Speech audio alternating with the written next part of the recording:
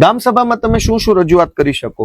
ગામના કોઈ પણ પ્રકારના રોડ રસ્તાઓ, નાળાઓ, પુલિયાઓ, ગામનું સ્મશાન, ગામની આંગણવાડી, ગામનો પાણીનો સંપ, પાણીની ટાંકી, ગામની સરકારી શાળા, ગામમાં દવાખાનું હોય તો દવાખાનું, ગામની અંદર પશુ આરોગ્ય કેન્દ્ર હોય તો પશુ આરોગ્ય કેન્દ્ર, ગામની અંદર જે કંઈ પણ સરકારી બાબત હોય એની સ્પષ્ટ, ધારદાર અને બેધડક રજૂઆત ગ્રામ સભામાં ગામનો સભ્ય કરી શકે છે. પણ ગામના સભ્યને ખબર હોય તો ને. ગુજરાતની સરકારે 8 ઓગસ્ટના રોજ આ જાહેરનામું બહાર પાડ્યું છે અને જાહેરનામાના 5મા પોઈન્ટમાં એવું લખ્યું છે કે ધારાસભ્યોને જાણ કરવી. મને તો આજે જાણ નથી. આજે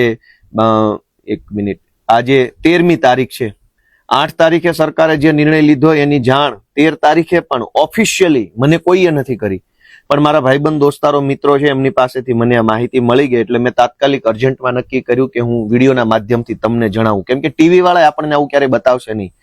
ટીવીમાં બધી વાતો જે જનતાને બિલકુલ કામની ન હોય, જનતાના જે જીવન છે એને લાગુ જ ન પડતી હોય એવી બધી બાબત ટીવીમાં આવશે. આવા મહત્વના મુદ્દા ટીવીમાં નહીં આવે. એટલે એ જવાબદારી મારી છે.